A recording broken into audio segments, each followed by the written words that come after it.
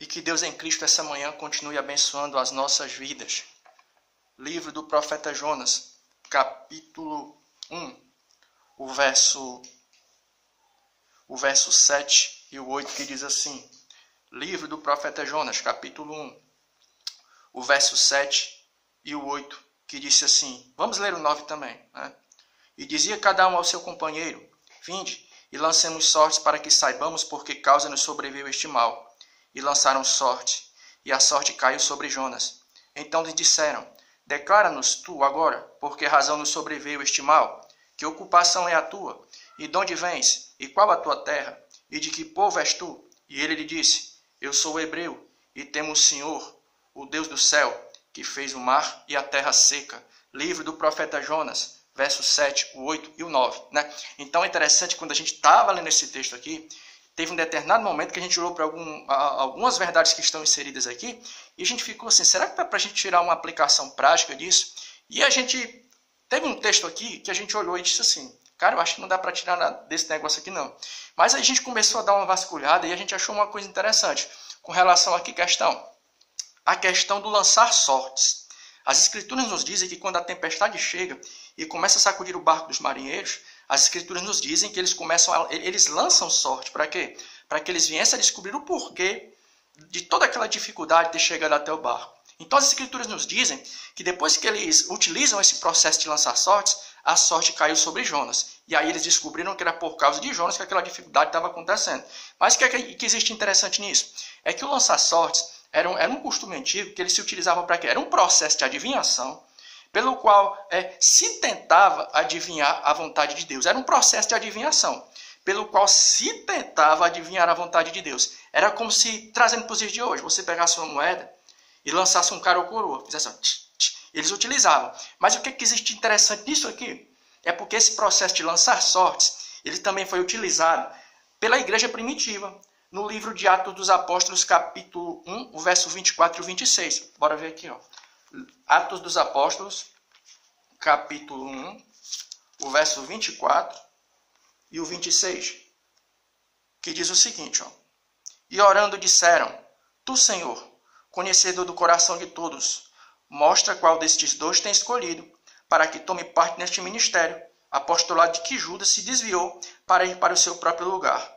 E lançaram-lhe sortes, e caiu a sorte sobre Matias, e por voto comum foi contado com os 11 apóstolos. O verso 25 do capítulo 1 de Atos dos Apóstolos, que diz assim, ó. E orando disseram: Tu, Senhor, conhecido do coração de todos, mostra qual desses dois tem escolhido, para que tome parte nesse ministério, e apostolado do qual Judas se desviou para ir para o seu lugar. E lançando sortes, o verso 26, a sorte caiu sobre Matias. É o verso 26 do capítulo 1 do livro de Atos dos Apóstolos. Então você vai ver o seguinte, que esse costume de se lançar sortes não foi algo que foi utilizado apenas no Velho Testamento. A igreja também, no início da igreja primitiva, utilizou. Em que momento? As escrituras nos dizem que Judas, após trair a pessoa do Senhor Jesus Cristo, ele tira a própria vida. Aí surge ali uma dificuldade. Que dificuldade foi essa? Nós temos que escolher alguém para substituir a pessoa de Judas. E o que é que eles fizeram? Eles lançaram sortes. Aí o que é que a gente pode tirar disso? É o seguinte, é que lançar sortes no livro de Jonas deu certo. Por quê? Porque quando eles lançaram sortes, a sorte caiu sobre Jonas.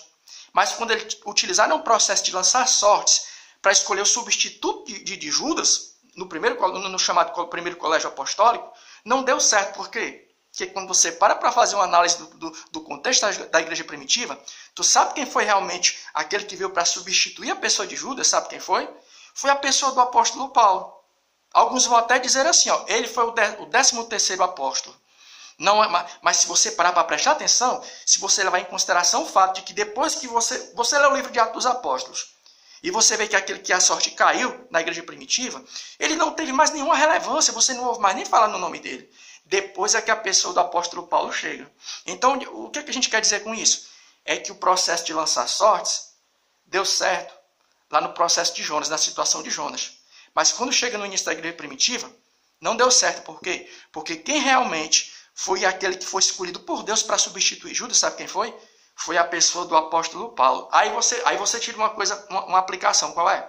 É que esse processo de lançar sortes deu certo para Jonas. Por quê? Porque Deus interveio E Deus queria mostrar que realmente o causador daquela dificuldade era a desobediência de Jonas. Então Deus usou, foi um tipo de intervenção divina. Por isso que o processo de lançar sortes, ele deu certo. Lá no que foi concernente à situação de Jonas. Mas na igreja primitiva não deu certo não. Porque você vai ver que esse sujeito que foi escolhido aqui por intermédio do processo de lançar sortes, você não vê mais, eu nem ouvi falar o nome dele. Então onde é que a gente está querendo chegar? Existem determinados processos que às vezes a gente utiliza, que eles podem dar certo. Pode dar certo aqui, acolá, pode não, ou seja, é algo relativo.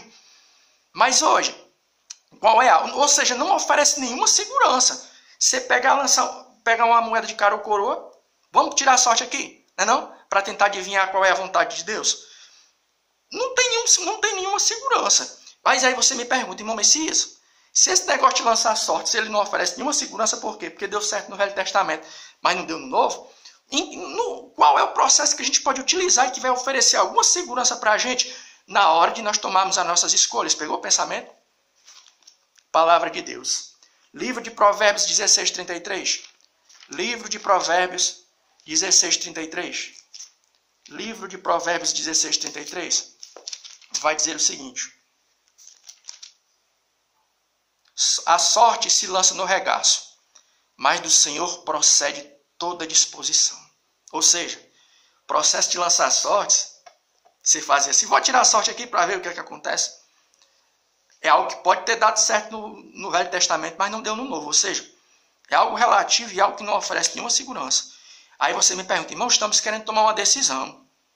Estamos querendo fazer uma coisa aqui para tomar uma decisão. O que nós temos que recorrer? Vamos lançar sorte? Moeda não. A gente tem que ir para a palavra de Deus, porque ela aqui, ó, ela nos oferece uma segurança. Aí você vai ver uma coisa que é muito interessante no versículo seguinte. Quando a sorte cai sobre a pessoa de Jonas, é feita uma pergunta a Jonas.